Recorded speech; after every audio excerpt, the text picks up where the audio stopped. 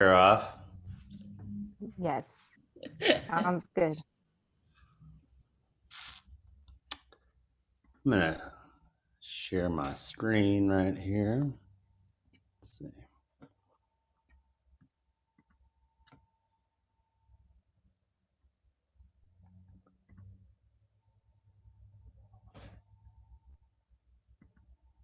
Oh, hold on a second.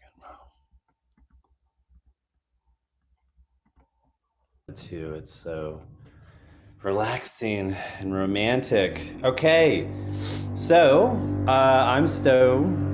Sorry about that. I think there's dirt bites around here too. Uh, I'm Stolen, and I'm gonna do a little works on water intro for y'all. We are a collective of artists and curators and activists who engage with water not only thematically in our work, but also physically and philosophically. Um, we collaborate with water as site and as material and as kin as well. I think within our watery world, we are genre fluid. We are performance artists and dancers and writers and printmakers and thinkers who come together in this way that I've never encountered before, where you're so thematically kind of ingrained with each other that it forms this you know flood of ideas. It's a really natural combustion, and so we do exhibitions. We do our infamous triennial exhibition, which is happening this summer. We've done this amazing video show this past summer. And I think at the center of the work that we do is we have a residency on Governor's Island. So we've had close to 100 artists in residence over the past 3 years. And that's kind of this amazing place for all different kinds of artists to meet and really kind of explore what it means to do water art, which I feel like for us, it's really, we feel the next logical art movement. We had land art in the 60s. And so for us, water is just the sort of next logical response to what's happening in the world right now. And so one of the projects that we did last year was called Walking the Edge. And for today, we're going to really focus on this project that we did together. So Walking the Edge, it was admittedly a very ambitious project. It invites New Yorkers to reconnect with their waterfront, and this was really cool because it was a collaboration with Culture Push, the arts organization. It was also in collaboration with the Department of City Planning, and it was like this kind of amazing way to come together with all these folks to come up with a pretty crazy interactive performative work where we were going to walk all 520 miles of coastline in New York City. And it was going to be this kind of nonstop relay walk. And, I think sections of it we were going to actually kayak as well. But, the idea was to really shine a light on the waterfront access and lack of in New York City. And so everything was moving along. And of course, the COVID happened, right? And so we had to adapt this very embodied site based work into a more virtual one, um, which was difficult. But I think in some ways, maybe it was more interesting. It kind of created this uh, intimate and timely response by all the artists involved. And so we had 17 weeks of prompts that, really, it was informed by COVID. It was informed by that moment of solitude. And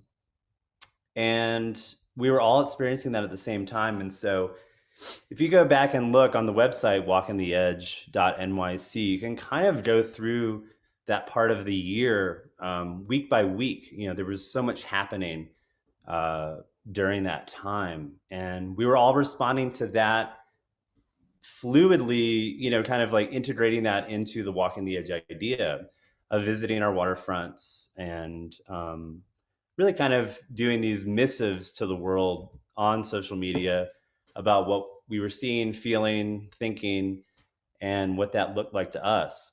So, I did week 4, May 22nd, almost a year ago, which is crazy. My thing was called Going to the Edge. And for me, like right around that time was really the first time I started to venture out into the world beyond just, running errands or whatever.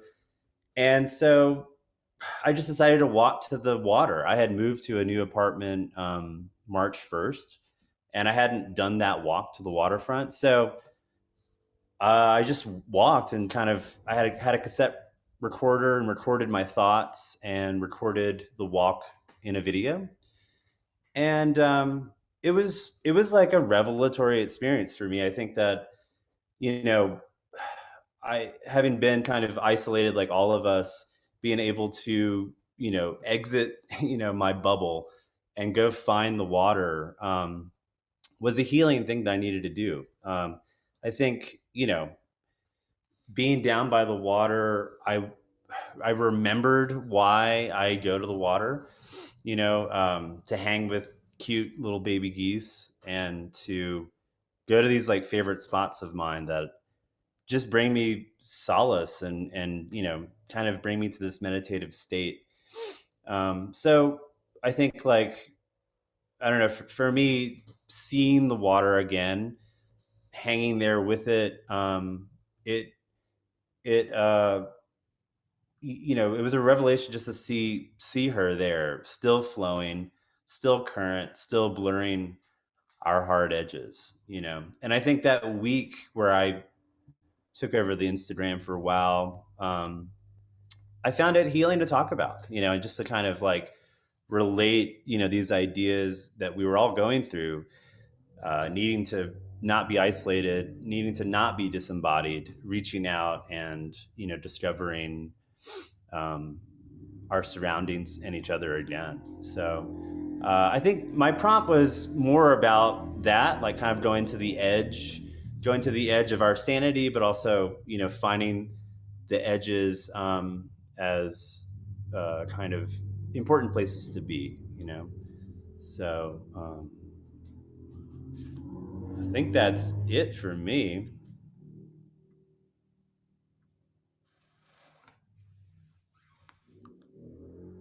Wow, I love that.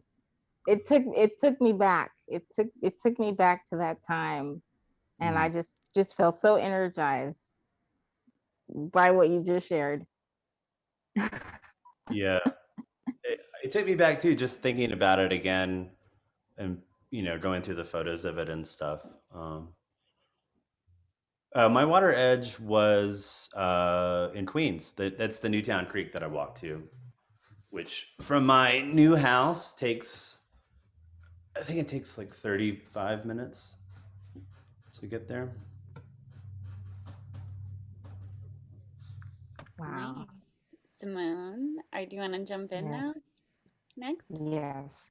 Thank you. Thanks for the nudge. Yeah, I love that. I loved what you just shared. And so mine, um, yeah, we could pull up my site, and I have some talking notes here. So I might be just because I wanted to uh, get it all out there. Um, so my walking edge project was called Edge to Edge to Edge, because I went to 3 different edges. Um, so my name is Simone Johnson, and I'm an interdisciplinary artist and researcher, mostly making work about water.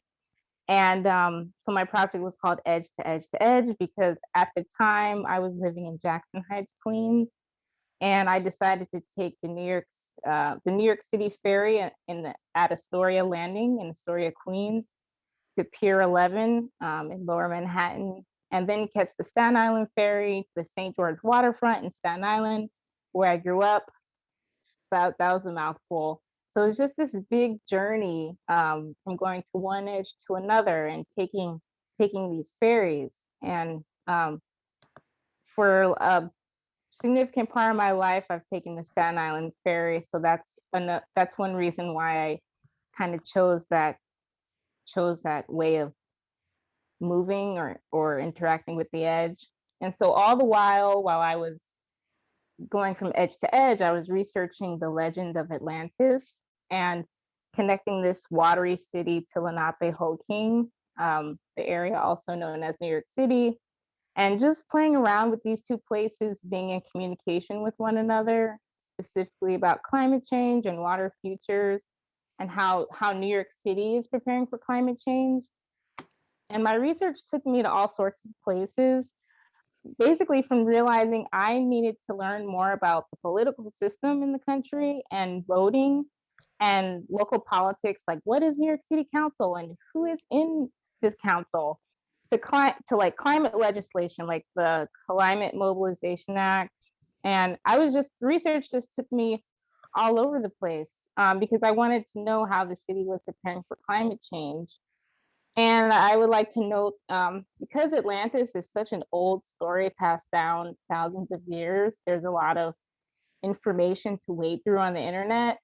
And I wasn't really happy with what I was finding. So I wanted to start creating new narratives and like blended old new narratives of Atlantis that are in relation to New York City and perhaps other coastal cities. And there are actually news articles that talk about New York City or New Orleans in Louisiana, and others, I think like San Francisco as Atlantis also, and Venice in Italy. And so Atlantis is described as a technologically advanced society. And what this brought up for me is I thought of bioartists and biodesigners as playing a big role in conversations about climate change. So I had a chance to interview Ashley Jane Lewis, who's a bioartist and a creative technologist. And you can watch that interview on my webpage, and also a video that's more sensory of my experience with walking the edge. And Ashley talks a lot about the imagination, which I'm still thinking about, but I feel technologically advanced can also mean, you know, people from different disciplines and backgrounds coming together to talk about climate resiliency and water and other topics. So out of all my prompts, I was just going to share two. They're not as like sensory as the other ones, but I feel really like connected to these two or wanting to share them. And the first one was check out the New York City Ferry website and learn more about our water transportation system. And then I was asking, have you ever taken one of the ferry routes before? Because in the time of COVID, getting on that ferry I felt so free. Like when you stand on the deck and there's water all around you and you're seeing the city like I've never seen before, it's so freeing. And I just feel so alive on the ferry. There's so many ferry routes. And then the other prompt that I'll share was, there was a lot going on last year between the pandemic and the presidential election and climate change and the murder of George Floyd. One of the prompts was in honor of George Floyd, Breonna Taylor, Eric Garner, and all of those African descended people who have died due to police brutality and systemic racism, and all people who died due to police brutality. That the prompt was to inhale and exhale. So I felt like last year was a big grappling, and a year later, it's nice to hear other people's projects. And so if you want to see more, you can check out my website. And I will pass it. Who am I passing it to? To Clorinda. Hello. It's Clorinda and me, Carolyn. Clorinda, do you want to introduce yourself before I dive into the slides? I'm Clorinda MacLow, and I'm part of Works on Water, and I part of Culture Push, and I'm a microbiologist manqué, so that means I'm no longer doing that, but I have done that, and I'm mostly an artist and instigator and catalyst. Since we might be in a slightly sciencey crowd, I can say that.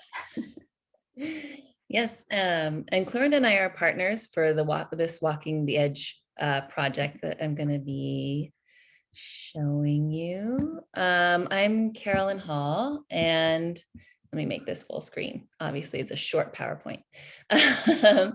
I'm Carolyn Hall, and I am a historical marine ecologist. I am a dancer, and I'm a science communicator, and part of Works on Water as well.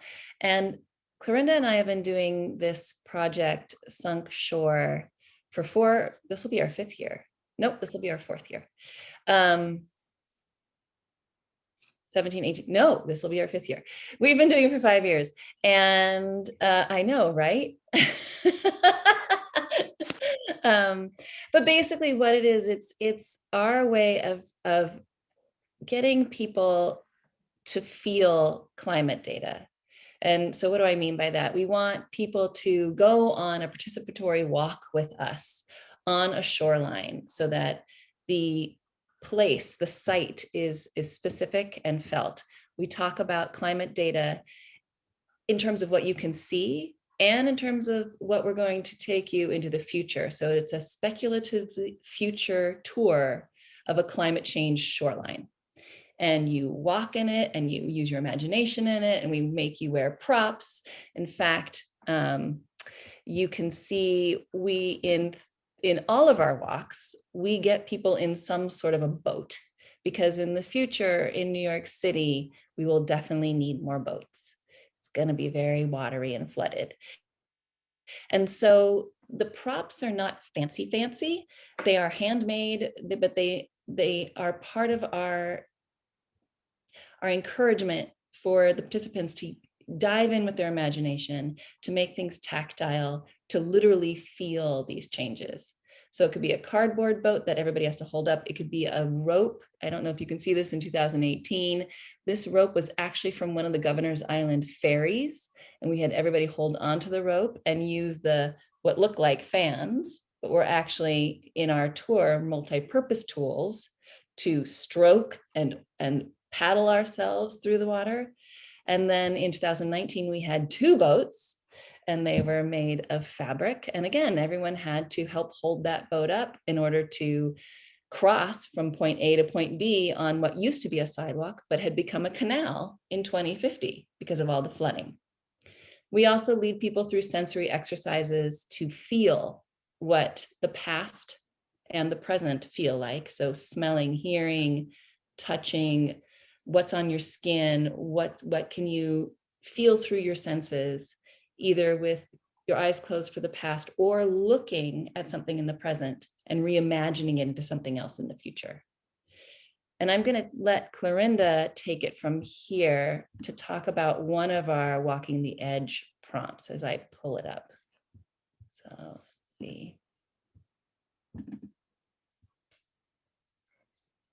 So obviously last year we couldn't take people on a participatory walk where you're breathing each other's air and all over each other. So instead we took people on a tour of the future. We went into the future, we brought back some documentation, and then we shared it on Instagram.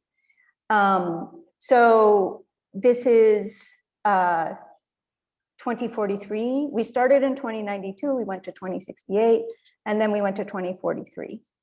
And in each one, we shared our documentation, which is, and then, there are a lot of different things happening in each era, but we also shared a prompt, and we'll talk more about this later, or score, where we asked people to consider different possibilities of how they would interact now with their shoreline, considering what we were showing them from the future. So this prompt was, think about the power of the living wild water, the power to reclaim land, to influence weather, to provide life, to take life, to transport, to move. What is the energy of your nearest water's edge? Do you fear it? Does it soothe you? Have you been in it? Think about how it functions in your everyday life. And this particular report was about all the different remediations and attempts at collaboration with the water's edge that were taking place in 2043. And this was at the water's edge of the East River, which is where I have spent, like that area is where I've spent most of my life. So it's a very familiar edge. And it's also quite contested, like many edges. So that's all. And we will pass to Sarah. Yes. Hello. Hi. I'm Sarah Cameron Sunda. I am also an artist making work at the intersection of performance, video, and public art. And for my Walking the Edge project, I've been doing this long-term work. So I'm going to give you a little bit of background on that and how that led to what I did for Walking the Edge. So this is 36.5, a durational performance with the sea, is this ongoing series of works that I started in 2013 in response to Hurricane Sandy hitting New York City, where I stand in a tidal area starting at low tide and I let the water rise up to my chin and then it goes back down again over the course of a full tidal cycle, 12 to 13 hours. It really began with this idea that that New York might disappear in our lifetime, and that shocked me. And so that's where the image came of a little artist running around New York City trying to make ends meet while the city was sinking beneath her feet. So when people come to join me in the water, I ask them to wear clothes, creating this image of folks who are not necessarily prepared for the water to rise. So here, this is the work in Bangladesh. This is in Brazil. This is in Kenya.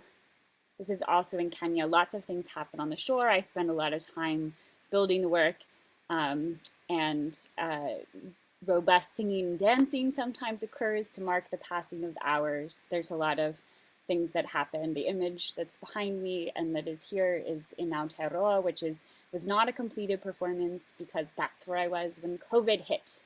So here's the map of 36.5 locations. I still have Aotearoa and New York to complete. So when we moved Walking the Edge to this virtual thing, I was already planning I was supposed to do the final performance in New York City on September 5th, and I couldn't do that. So I really sort of had this reflective time of going. This is an image from the closest water to where I live, and I went out there. And then on September 5th, when the performance was supposed to happen, I did this all-day live stream at the water's edge, where I will ultimately do the stand in 2022 now. And one big thing that I learned from doing this, this is a moment actually where there were panels and people were calling in from all over the world, and my collaborators. And so it turned into this whole other thing of trying to connect and layer the edges of the world. These are the images that are actually from my what I posted on Instagram, and they're a little low res, but and here's where I was doing my test stands, and then this is the prompt that I put out to the Instagram audience for the Walking the Edge. And I'm trying to figure out, because it's weird. I can't actually read this whole thing. I'll let you read it instead of reading it out loud. One of us could read it if you want. Is that okay? Because for some reason, I can't see the whole thing based on how this is. Carolyn, would you read it? Sure. Prompt 1 for outdoors: stand on the edge and face the sea. Track time on your body with the tide. Prompt 2 indoors: look up the tidal cycle for the body of water closest to where you are right now. There are many wonderful tide apps. I use several and find that quote, tides, the one called tides, is good for visualizing the cycle. Look at where we are in cycle right now. How many feet and inches high? Using a tape measure or something similar, measure that height on your body. Mark the spot. 30 minutes later, or whenever you get around to it, check the tides again. Mark that spot on your body. Notice the change. So that was one example of what I did for the prompt score moment. And then this is actually an image that was also from that live stream event where I was layering the video work from Kenya, because every time I do the 36.5, I film the whole thing in real time and turn it into a durational video work that's the same length as the performance. So I was layering the video work from Kenya with what was happening at Hallett's Cove, it's the Cove at Socrates Sculpture Park at the same time. So, and that was really the biggest realization for me, was about layering these edges. And so, Carolyn, would you read this one again? Find a point of connection between your city's watery edge in real life or virtually, and a body of water on the other side of the planet. Layer these two watery sites together and see what happens. And then here is just, this is my final image from the project that week in September. I met this man named Fuse, who was taking his boat out for the first time.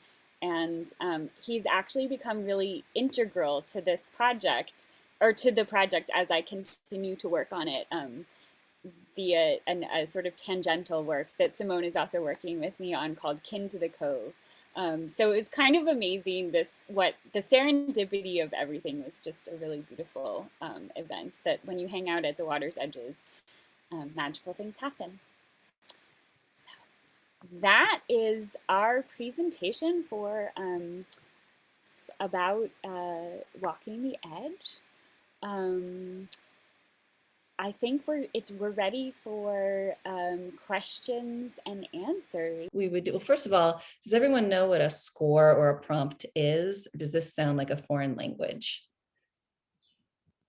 It sounds like everybody probably might know what it is, but a score, so a score, like from the arts for improvisational work, for music or theater or dance, is generally like a set of suggestions, a set of sort of soft instructions, like scaffolding for people to follow, but they can also have it very open to their own interpretations, sort of like a poetic guideline to get you from an idea to another idea, sort of keep a group together with a concept, but not in unison or not doing the same thing.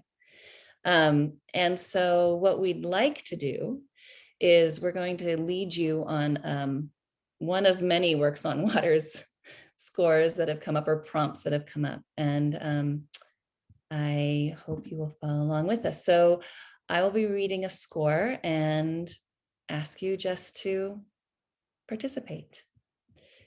Okay. So close your eyes. Take a minute to quiet and breathe in the air around you. Notice smells, sounds, temperature, the texture of what's touching your skin. To yourself, in your head, name those smells or sounds or textures you are sensing. Now think of a body of water that is familiar to you, that is special to you in some way. It can be a lake, an ocean, a river, a pond, a creek, a reservoir. It can be one you've known since your childhood or one you've recently met. Really picture it. What colors are the waters? What is the texture? Is it calm? Or is there wind making it rippled or rough? What are the sounds of the water, of the environment around the water? What can you smell? Did you ever go in the water? If you did, what does it feel like? How does your body move with it or resist it?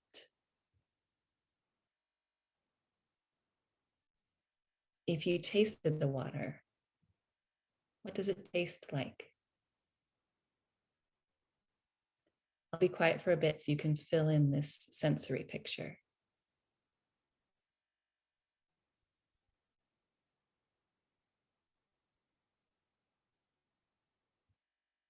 Now, thinking about these waterways that nourish and encircle the earth,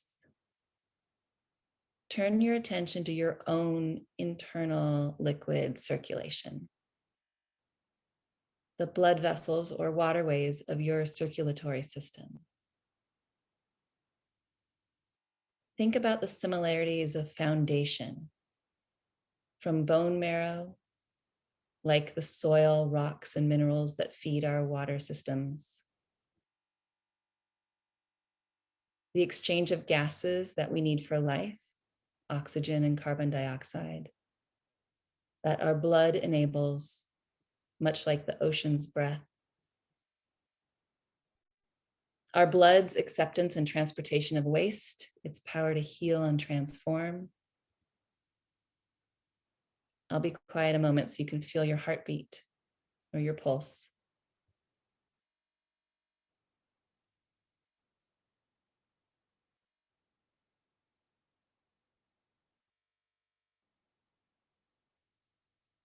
Now slowly shifting your mind to hold both internal and external circulations.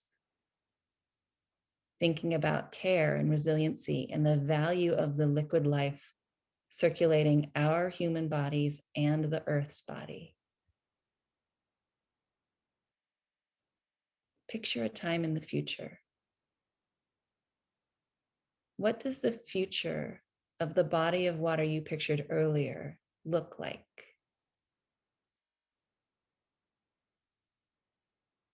What changes do you sense coming to it and to what's around it?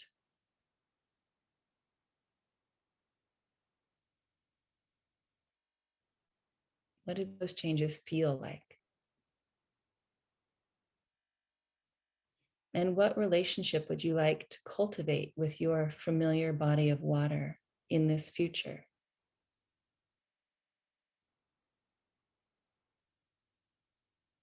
I'll give you a moment to imagine a future between you and this water.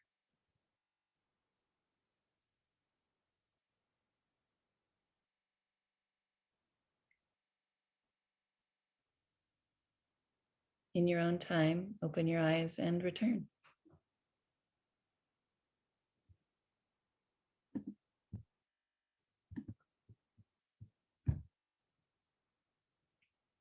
Welcome back. If you'd like to type the place of your water or the name of your water in the chat, where it is in the world or what it's called, please do. And we are going to be, I think we should probably just stay. What do we think about breakout groups? Just stay in one big group, or? I think I can't really see how many people are here, but I'm open to that. I don't know if anyone else. I would say one or two. Let's see.